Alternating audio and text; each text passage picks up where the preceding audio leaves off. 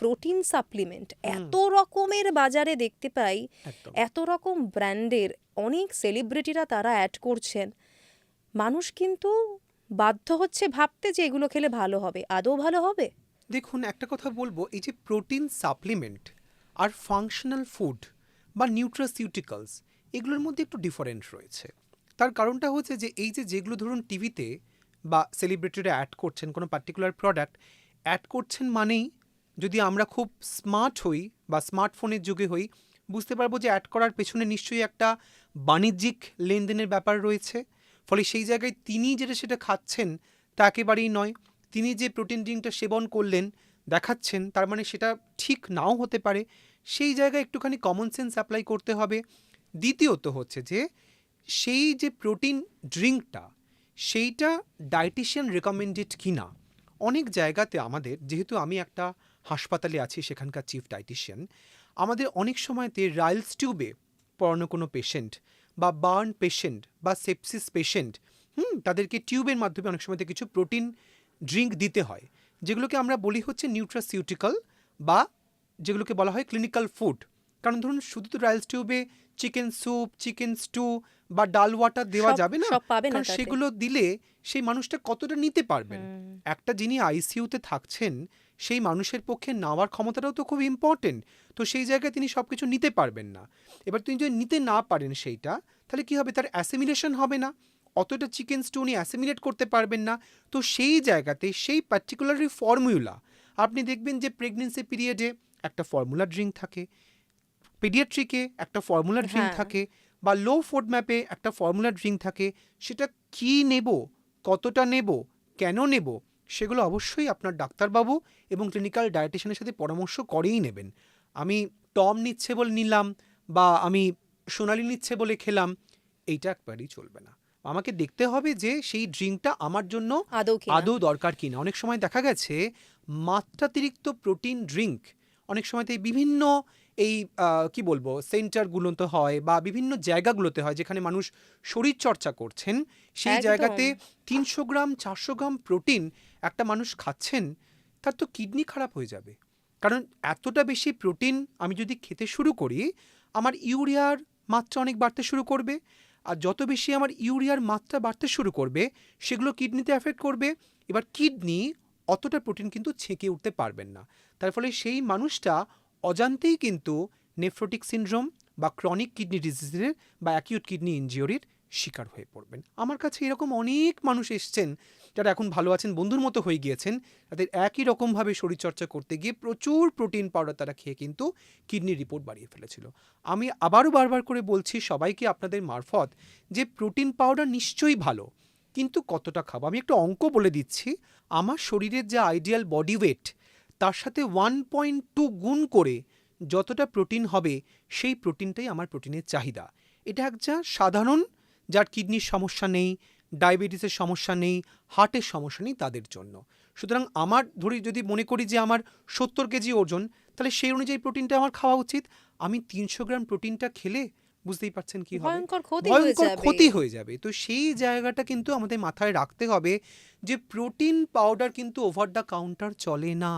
Protein এখন তো powder অবশ্যই আমি বিশেষজ্ঞের সঙ্গে পরামর্শ করে গিয়ে কোনটা আমার প্রয়োজন সেইটা বুঝে আমি খাবো। তার অনেক নাম আছে, প্রোটিন পাউডার বলেও সেটা নাম থাকে না। অনেক সময়তে অ্যালবুমিন পাউডার থাকে, আমাদের দিতে হয় অনেক সময়তে অ্যালবুমিন কম থাকলে। সেটা কি দরকার, কেন দরকার, কত আদৌ দরকার কি না। একটা ছোট বাচ্চা জন্মালো, তাকে প্রোটিন ড্রিঙ্ক দিয়ে দেওয়া হলো, তার আদৌ প্রয়োজন আছে কি না। আমি দেখেছি একটা 2 বছরের বাচ্চার মা আমার কাছে এসে কাঁদছেন। আমি বললাম কেন কাঁদছেন, কি হয়েছে? তখন বলছে না আমার ছেলের ওজন খুব কমে গিয়েছে। ছেলেকে তখন আমি দেখিনি, সে বাইরে বাবার সঙ্গে আছে। তাই বললাম তো ছেলের ওজন কমে গেছে, ঠিক আছে দেখে নেওয়া যাবে, আপনি কান্নাকাটি করছেন না, আগে খুব নাদুস নুদুস ছিল, খুব হেলদি ছিল, এখন ওজনটা কমে গেছে। আমি বললাম শুধু 2 বছরের ছেলের ওজন নিশ্চয়ই কমে টমে গেছেন, মা খুবই চিন্তিত, আর মায়ের থেকে চিন্তা আর কে বেশি করবেন। তো আমি বললাম কত হয়েছে ওজন আপনার ছেলের? বললো 28 কেজি হয়ে গেছে, আগেও 32 ছিল, সবাই 2 কোলে নিত। বছরের ছেলে। 2 বছরের ছেলে, তাহলে তার মায়ের মধ্যে সেই ধারণাটা নেই যে 2 বছরের ছেলের ওজন থাকা দরকার, মোটামুটিভাবে 10 থেকে 12 কেজির মধ্যে। সেখানে ওরা 30 কি কেজি থেকে কমে ভয়ঙ্কর! 28 কেজি বা 27 কেজি হয়ে গেছে। আমার এক্স্যাক্টলি ডিজিটটা মনে নেই, যে উনি জানেনই না যে ছেলে কতটা ক্ষতি হতে। তখন সেটা যখন দেখলাম বুঝতেই পারলাম যে সে সত্যিই বেশ মোটা-সোটা, কিন্তু সে নাকি আগে আরও বেশি নাদুস-নুদুস ছিল তার মায়ের কথা অনুযায়ী। এইটা কিন্তু খুব দরকার। তিনিও সেরকম প্রোটিন পাউডার প্রচুর বাচ্চাকে খাইয়েছেন, এটা কিন্তু কোনো প্রয়োজন নেই। একটা কথা আমার আপনাদের মারফত দর্শক বা শ্রোতা বন্ধুদের বলে দেওয়াটা খুব প্রয়োজন বলে মনে হয়, যে হাইটটা কিন্তু অনেকটা ডিপেন্ড করে জিনের ওপরে। পুরোটাই। আমার বাবা মা কীরকম লম্বা, বা তার অ্যানসেস্টার কীরকম লম্বা, বা তার প্রিডমিনেন্টলি তার আর প্রজনী কীরকম লম্বা, সেটা বুঝে তার হাইটটা হয়। একটা হেলথ ড্রিঙ্ক যদি আমার হয় যে আমি 5 ফুট অবধি লম্বা হব, একটা হেলথ ড্রিঙ্ক বা কিছু খেলে আমি 5 ফুটের কাছাকাছি রিচ করতে পারবো, আমি তার চেয়ে কম হব না। কিন্তু আমি যদি হেলথ ড্রিঙ্কটা খাই, আমি 5 ফুটের জায়গায় 7 ফুট হয়ে যাব না। হেলথ ড্রিঙ্ক কখনোই হাইট বাড়াতে সাহায্য করে না। হেলথ ড্রিঙ্ক বাচ্চাকে তার চনমনে ভাবটাকে বজায় রাখতে সাহায্য করে, এবং তার যেগুলো ইম্পর্টেন্ট নিউট্রিয়েন্টস, কী হয় অনেক সময়তে আজকালকার অনেক তো ভেজাল দেখতে পাচ্ছেন, সেগুলোর যুগে যেগুলো খুব ইনট্যাক্ট নিউট্রিয়েন্টসগুলো আছে সেগুলো পেতে সাহায্য করে। কিন্তু হেলথ ড্রিঙ্ক কখনোই একটা ছোট বাচ্চাকে 5 ফুটের জায়গায় 7 ফুট বা 8 ফুট করে দেবে না। হেলথ ড্রিঙ্কের কথা যখন আপনি বললেন, এখন কিন্তু মায়েদের বা ফ্যামিলির লোকেদের সবারই ধারণা একটা, যে হেলথ ড্রিঙ্ক বাচ্চাকে একটা দিতেই হবে। এটা কি নেসেসারি? আমি তো বারবার করে বললাম, it's not necessary, it's not mandatory. আপনার বাচ্চা যদি আমাদের বাঙালি নিয়ম অনুযায়ী ভাত, ডাল, সবজি, মাছ, বা যারা ভেজিটেরিয়ান তারা একটুখানি পনির বা সয়াবিন বা টক দই খান, তাহলে আমার মনে হয় না যে হেলথ ড্রিঙ্ক ওপর থেকে দিতে হবে। এখন কোনো বাচ্চার প্রচণ্ড উইক, তার ডায়রিয়া হয়েছে, বা বাচ্চার গ্রোথ হচ্ছে না, ওয়েটটা প্রপারলি বাড়ছে না, ভীষণ আন্ডারওয়েট, একটা 3 বছরের বাচ্চার ওজন 9 কেজি বা 9.5 কেজি, সেই জায়গায় অবশ্যই তার যিনি পেডিয়াট্রিক ডায়েটিশিয়ান তখন বা ভাবতে ক্লিনিক্যাল, হবে। তখন ভাবতে হবে। কিন্তু একটা বাচ্চা ঠিকঠাক করে ডেইলি তার যে রুটিনের খাবার দাবারগুলো করছেন, কম হোক বেশি হোক খাচ্ছেন, তার জায়গায় হেলথ ড্রিঙ্কের কোনো প্রয়োজন নেই। শুধু হেলথ ড্রিঙ্ককে ওই জুভেনাইল ডায়াবেটিস, জুভেনাইল ওবেসিটি, খুব বেড়েছে। জুভেনাইল কার্ডিও সমস্যা, আমি দেখলাম গতকালই দেখলাম একটা ছোট বাচ্চার তার প্রায় ট্রাইগ্লিসারাইড 300, 350, 400 কাছাকাছি, ছোট তার 7 বছরের বাচ্চা এরকম। তো সেগুলো কিন্তু অনেক মারাত্মক বিপদ করে দেয়। বাচ্চাদের ক্ষেত্রে কিন্তু অনেক সময় দেখা যায় মা বাবারা বলেন যে সফট ড্রিঙ্ক খাস না, জুস খা, বলে প্যাকেট যে জুসগুলো পাওয়া যায় সেগুলো কিনে দেওয়া হয় বাচ্চাদের। এতে কি কোনো লাভ হচ্ছে আদৌ? দেখুন, আবার ওই একই রকমভাবে প্যাকেটজাত জিনিসপত্র, যে কোনো জিনিস যখন প্যাকেট করা হচ্ছে না, তার মধ্যে প্রিজারভেটিভ দেওয়া হচ্ছে। কারণ প্রিজারভেটিভ ছাড়া প্যাকেট জিনিসকে আপনি তার শেলফ লাইফটা বাড়াবেন কী করে? একটা প্যাকেটের মধ্যে দেখবেন যে একটা তার ম্যানুফ্যাকচারিং ডেট লেখা থাকে, একটা এক্সপায়ারি ডেট লেখা থাকে। তার মানেটা কি, এই থেকে এই দিন অবধি সে জিনিসটা চলবে বা থাকবে।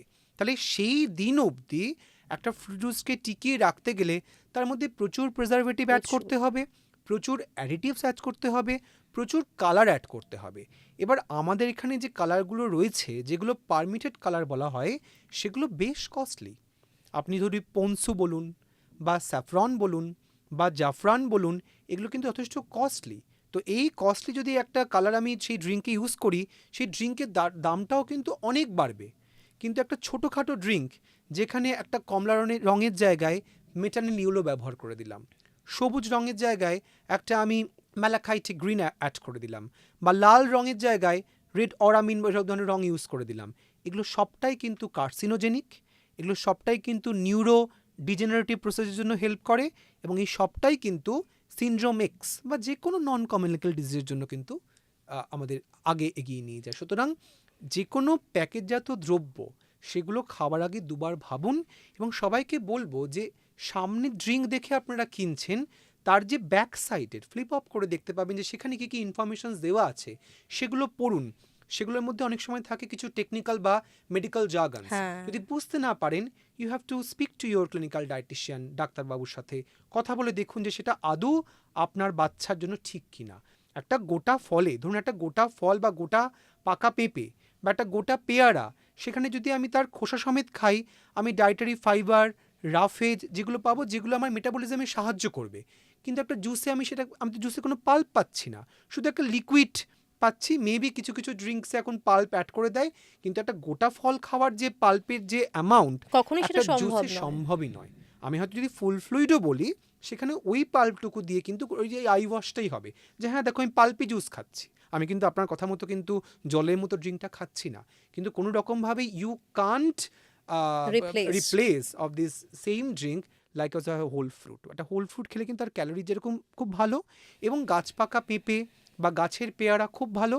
আর বাচ্চাকে কিন্তু ওই ক্র্যানবেরি, ব্লুবেরি, রাসবেরি, উলবেরি প্রচুর কস্টলি করে আমি কোনো বাজার থেকে কিনে আনছি, কোনো প্রয়োজন কিছু নেই। আমাদের এই বাংলাতে যে সমস্ত সবজিগুলো পাওয়া যায় বা ফলগুলো পাওয়া যায়, সেগুলো সবটাই কিন্তু এখানকার ওয়েদার বা এখানকার যে টেম্পারেচার, তার জন্য কিন্তু প্রিপেয়ার্ড।